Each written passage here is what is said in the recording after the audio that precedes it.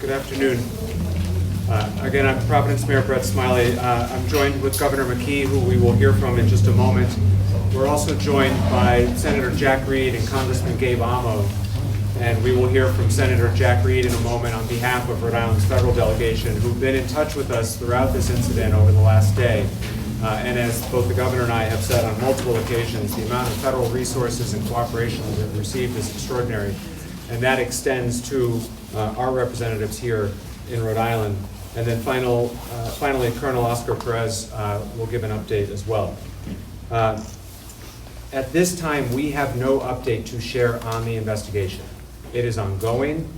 There is no reason to believe that we've hit any roadblocks other than to say that we are doing what we know how to do in cooperation with our law enforcement partners to ensure that we adequately, thoroughly investigate the situation, and when we are ready to make a further announcement, we will do so.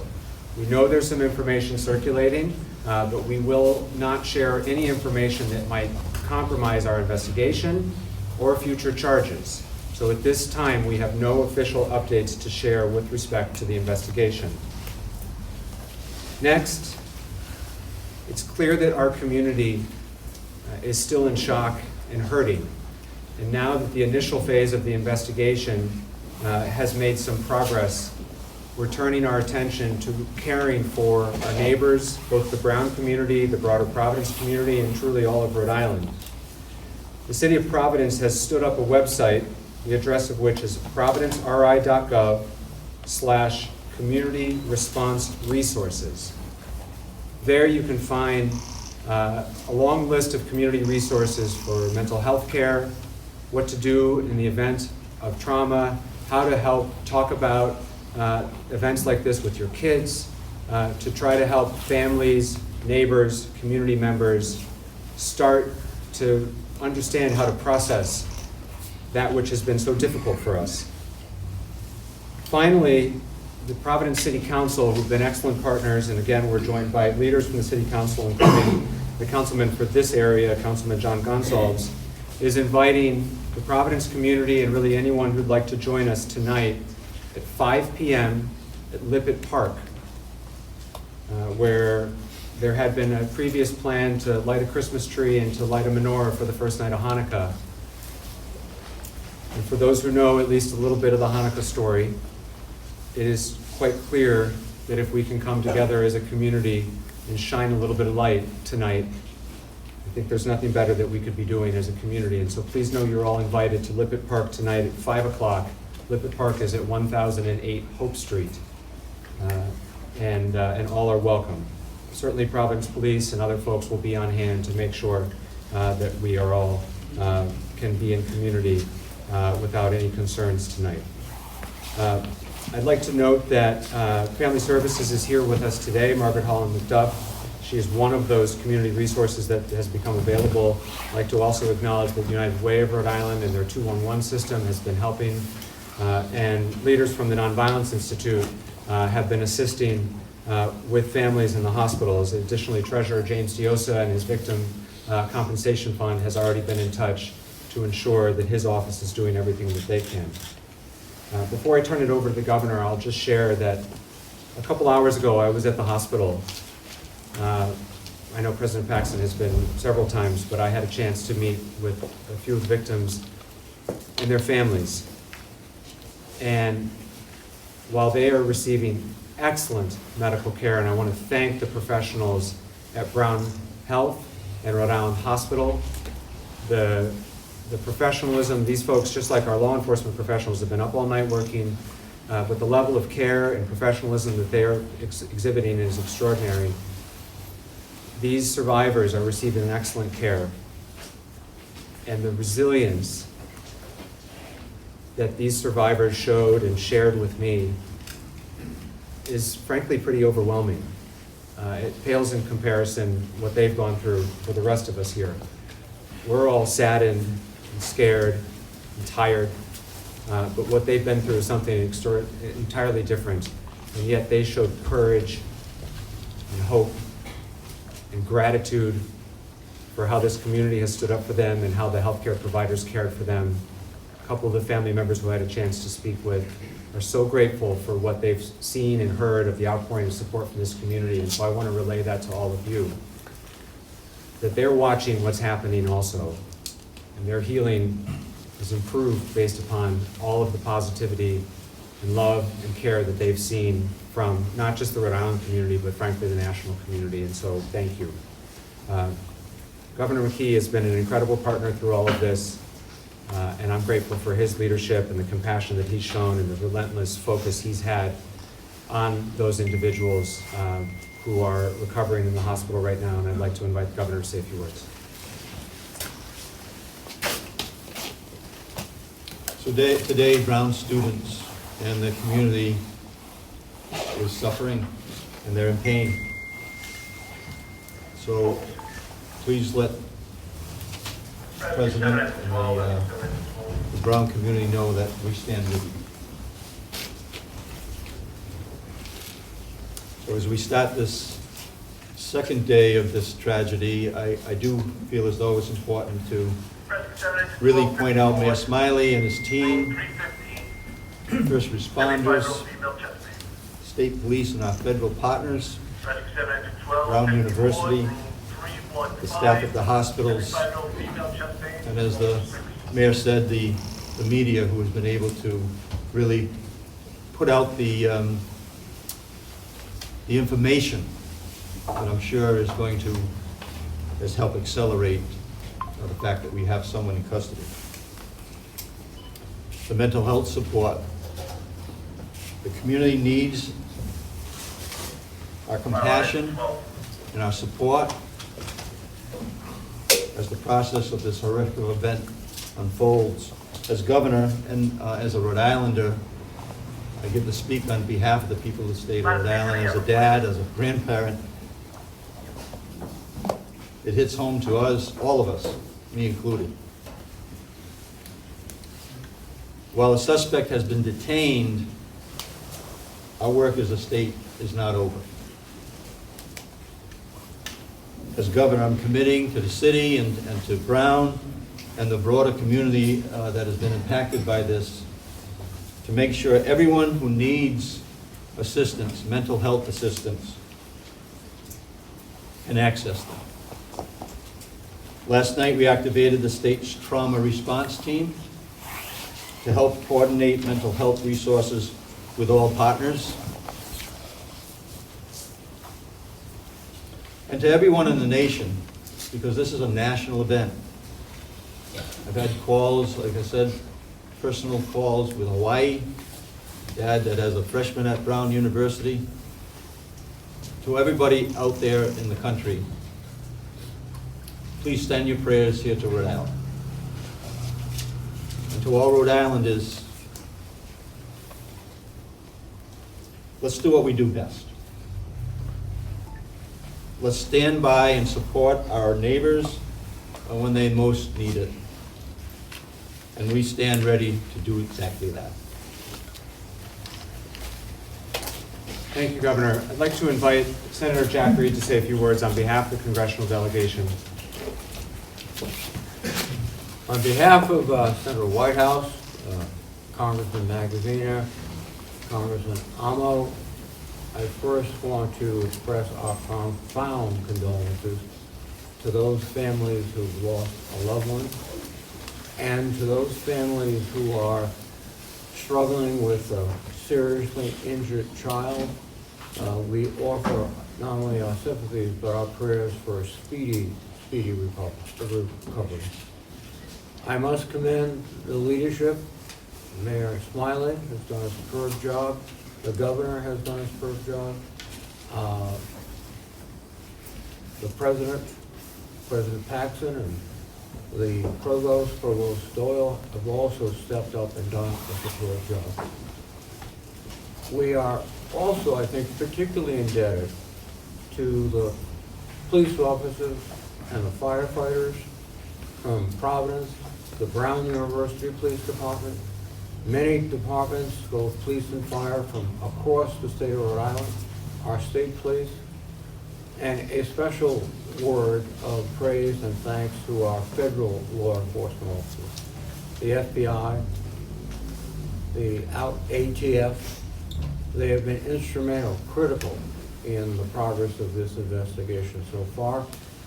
I received a call from Attorney General Pam Bondi, and I shared my praise and thanks for the assistance of federal authorities. This has been a horrible, terrible moment. But in moments like this, we see the best of Rhode Island. The firefighters, the policemen, the civic leaders, neighbors who come together, and let us celebrate that community. Thank you. Thank you, Senator. Finally, we'll hear from Providence Police Chief Colonel Oscar Perez. Thank you, Mayor. So yeah, the message is the same. I'll echo the message from the mayor earlier as far as where are we with the investigation. I'll tell you that right now, the investigation continues to progress extremely fast. We're in the process of collecting evidence and seizing items that we need to seize, search locations that we need to search. I want to commend the quick response of ATF, FBI. As the items get seized and collected, obviously they will provide the resources and the equipment that we need to ensure that we have the right legal requirements and facts in order to be able to provide that so that we can move along. I also want to commend the Attorney General's office who has been standing by us to ensure that our process is continuing in a proper manner. And so that's where we're at with it. We'll continue. It's a complex investigation. I know there's some speculations out there about names, and I'm not here to confirm or comment. I know you're going to ask me that as far as names. I'll tell you that I'm not going to confirm or comment because in the years that I have in this department, in this police department, we stand on grounded facts, not a speculation. And at that point, we'll be able to, once we're ready and we have the appropriate and accurate information, we'll be able to update you with that. My goal is that we're able to have that information as soon as possible.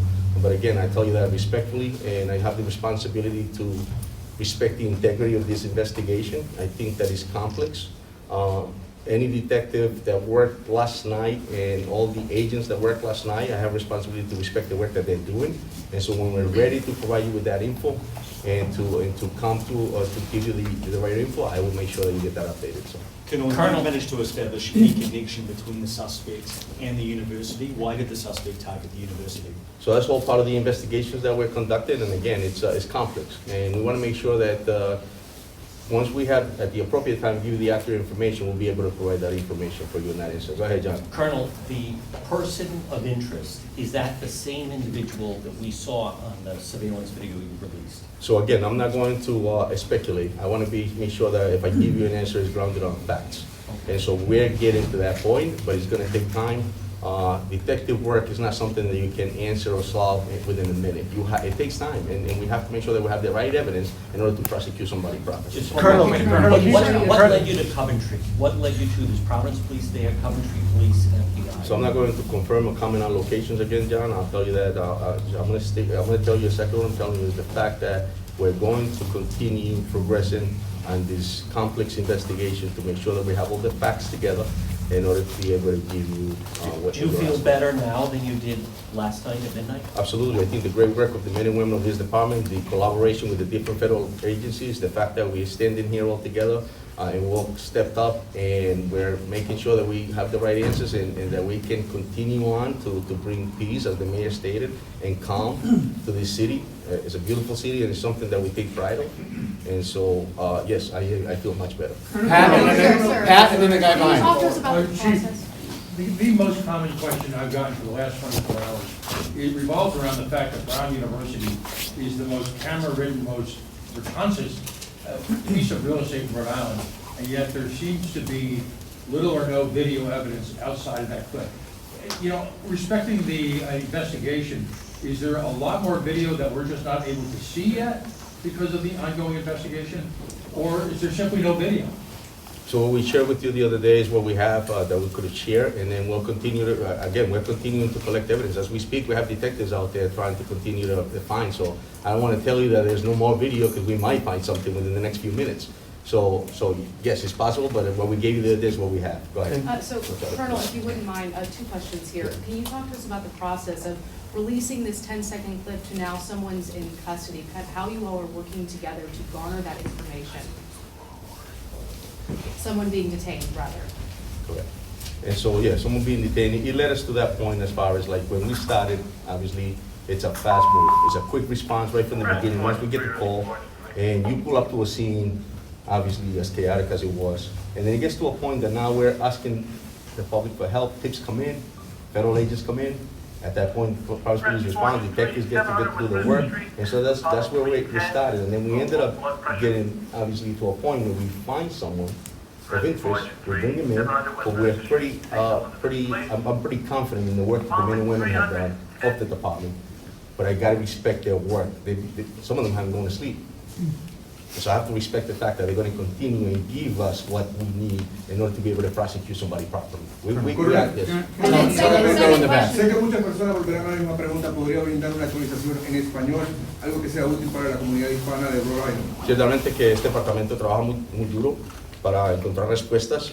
En este momento esto fue una situación muy trágica en la ciudad de Providence, pero me gustaría acordarle a la comunidad que este departamento siempre se responde de una manera muy importante y tenemos una persona en este momento que es de interés. Estamos colectando la evidencia que es necesaria para legalmente presentarlo a la corte para así ponerle los cargos que se necesitan presentar. En este momento tenemos unas ayudas y recursos de las agencias federales, también como del fiscal del estado y también de otros, pero yo quiero respetar el trabajo de mis detectives y tener lo que necesitamos para poder presentar a alguien en la corte positivamente. ¿Y el llamado al público para colaborar en la investigación cuál es? Sí, muchísimas gracias al público. De pronto si tienen alguna evidencia en este momento, pasaron por ahí y tienen algo que es importante para la policía, tenemos diferentes tip lines y también tenemos la oportunidad de que entren a la policía, nos llaman y si necesitan que un policía vaya a la casa de ellos para recoger esa evidencia, lo haremos. Colonel, can you confirm whether the person of interest is from Rhode Island and have you found the weapon that was used? Again, I'm not going to confirm the comment because I think I have a responsibility to respect the integrity of this investigation. It's a process and it's complex, and I don't want to be the one to stain that process. And no one's charged yet? At this point, no, correct. And so that's the other thing. I'm not going to speculate on something without grounded facts. If we're going to charge someone, then we're going to charge somebody, and I'm going to come here and tell you, we'll be the first ones to know. How about the weapon? Have you found the weapon? Again, we're in the process of collecting evidence, we're in the process of typing search warrants as needed, and we're in the process of doing what we need to do in order to be able to How get close this are out. you to filing Right charges? here. We heard of some people who work in the building who say they had some safety concerns, specifically with the lack of cameras in this building where the shooting took place. Do you know if there were cameras in the building? What was the security like in that building? Again, I'm not going to comment as far as what was at this facility or what you're being told by or what information you're getting from somebody, but I can comment on the fact that we are working with what we have, and obviously we have somebody that's at the police station, a person of interest, and we're going to continue to build that case in order to be able to charge that person. The FBI director is saying that they found this person of interest in a Coventry hotel because of a tip from the Providence Police. Can you confirm that? The FBI director is saying that. Because of a tip of the Providence Police. Again, I'm not going to. Yeah, the FBI director is saying that they found the person of interest in a Coventry hotel because of a tip from the Providence. So me personally, I'm not going to comment on what was told by another agency. What I'm telling you is the fact that we're going to continue this investigation. We're going to respect the integrity of it, and we're going to work closely with the Attorney General's office in order to be able to prosecute this person in the proper manner. Colonel, what do you say to parents around the country and around the world? There are many international students at Brown who are sitting here today wondering how a gunman was able to get so close to students. Did they have a swipe card? Were they let in somehow? What do you tell parents? I tell the parents that this is a great city. Brown has been an icon in the city, and I think that this is an unfortunate incident. But I'll tell you that I tell the parents that if the kids are going to come to the city, to be sure that we're going to do what we need to make sure that they're safe. And if horrific incidents like this happen, we're going to do what we need to do to make sure that we hold those people accountable. Can you talk about the victims? Can you give us any information about, the two people who died, if they were students, or if we're going to get their names at all? As far as we understand, due to some travel, not all of the victims' families have been notified. And so I hope everyone can respect the fact that we cannot share victim information if we have not yet first notified the families. It is around the holidays and there are some people in transit, and so we need to allow for contact to be made before additional information is shared. I'm sorry that we're not able to share more. And I will just say, I know, and I said this at the outset, I know it is frustrating that we cannot share additional information on the investigation to date. However, as has been said now for almost 24 hours, bringing the individual responsible for this horrific act in our city to justice remains our top priority, along with the healing of their survivors. Bringing that person to justice means having a thorough, complete, and tight investigation, which then can be prosecuted successfully. That's how we bring justice to the individuals involved here. And so while it may be frustrating for certain members of our community to feel like we're not being fully forthcoming with some of the details, the reason that we are not sharing details that are unconfirmed is that it could compromise our prosecution. And hopefully everyone can appreciate that the top priority is in fact bringing a semblance of justice and closure. And the way in which we do that is with the strongest case possible that we can present, that the Attorney General will prosecute. And so we will not share any details that we feel could compromise that future prosecution for the sake of justice for the families. Mayor, can you just talk about the nature of the conditions? We've spoken to students who have been the victims of shootings in high school and now they're attending Brown, describing this as a uniquely American experience to go through not one but two school shootings. What do you feel needs to be done to keep this from happening, to stop that cycle of violence? And President Paxton, if you want to weigh in as well, ma'am. Yeah. There's going to be many days, months, or I'm not sure how long, of both healing, but of also moments to advocate for what might need to change. Speaking for myself, at least, that's not today. We still have an active investigation underway. We still have students in the hospital. I won't be shy about sharing what I think needs to be done to make my community safer, but I'm not doing that today. What I will say is when I was at the hospital today, one of the students that showed tremendous courage literally said to me, you know, that active shooter drill they made me do in high school actually helped me in the moment. Which, at the same time, provided me hope and was so sad. We shouldn't have to do active shooter drills, but it helped. And the reason it helped and the reason we do these drills is because it's so damn frequent.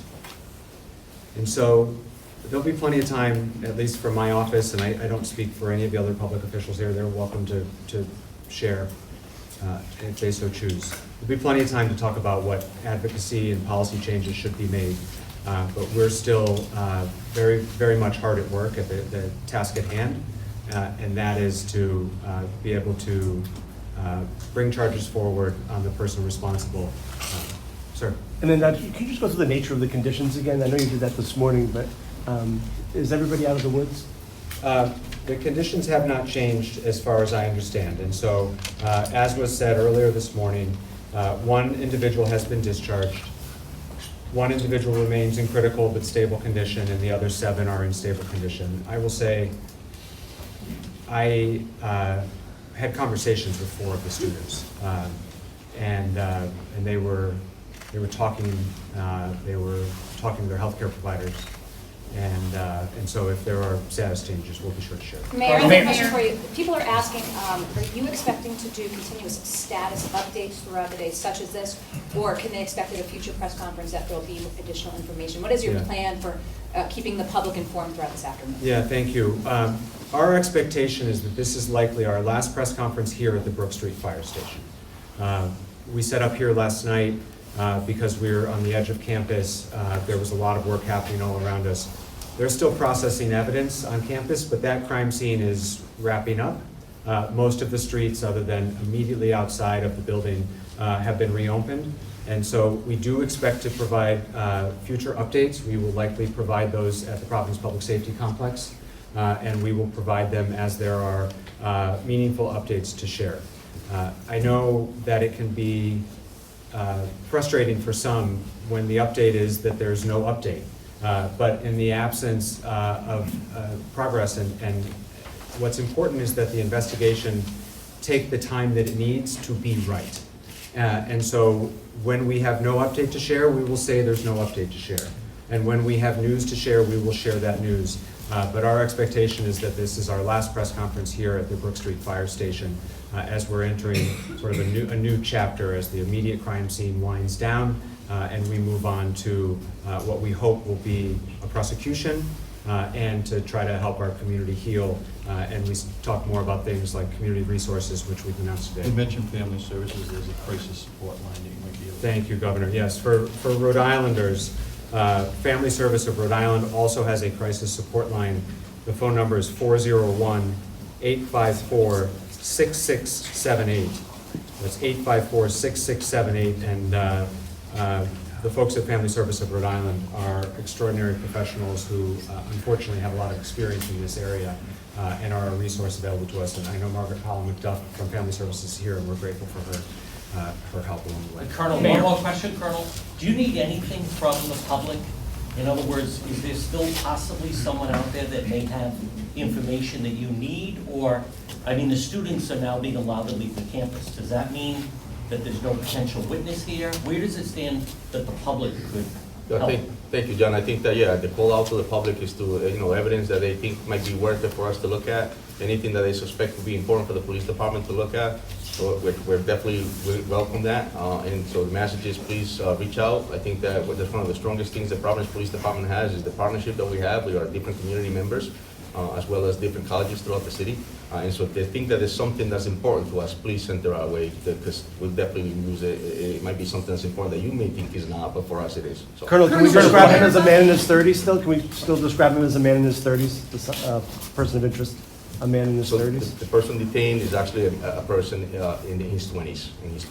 Can you clarify, is this officially a suspect? Is this someone in custody? What should we call this person? Have they been You arrested? should call this person that we detain someone of interest at this point. Detain someone of interest? From what I understand, Brown has sirens on their campus, emergency sirens to alert people in cases like this. Did those sirens go off, and if not, why? So yesterday, I don't think they went off, and I believe the fact is it was fast. We had a quick response here to the police department, but there was a message. I'm not sure if that call went out. So Chief, I don't know if you're familiar with that. The sirens did not go off. The original information that we received was from the officer who did not receive the call. The officer saw some of the students running from the location, and so it was an immediate response.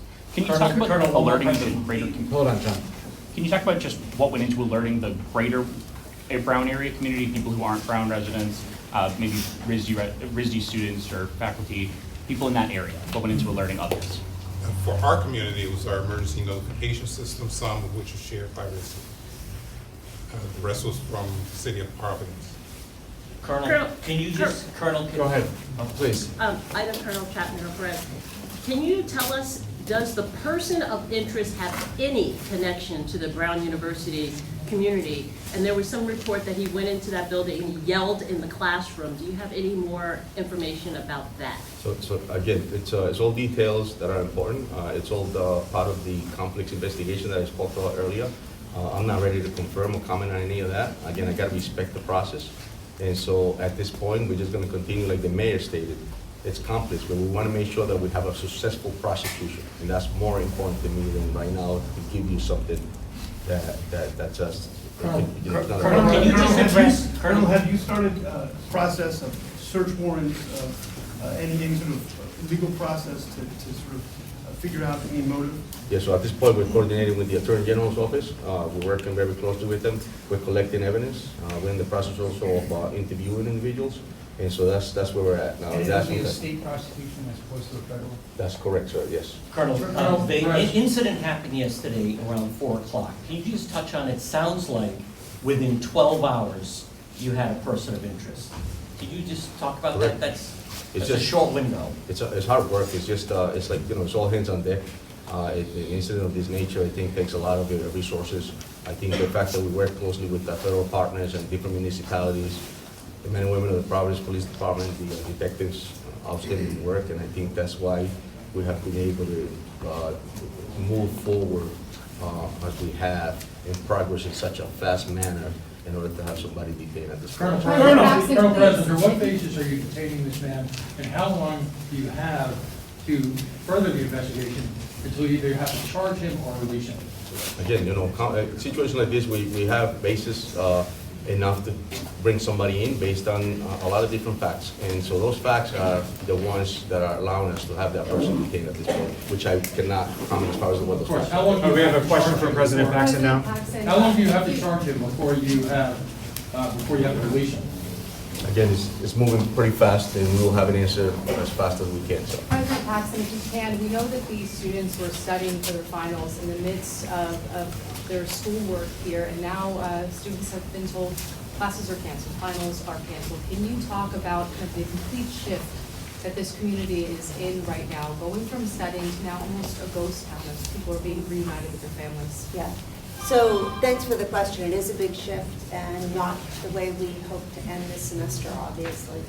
I was in what we call the Ratty or main dining hall today. There were a lot of students gathered there. They are amazing, and they're supporting each other. Talking about the emotions you're feeling right now, because you care for the students. Yeah, I do. And, right now, I think, as the mayor was saying, the students in the hospital, I talked to all but one of them, the students on campus, there's just a lot of gratitude right now, and they're remarkable. Right, that's it for now. We will keep you posted on future updates. Again, our expectation is that this is the last update here at the Brook Street Fire Station.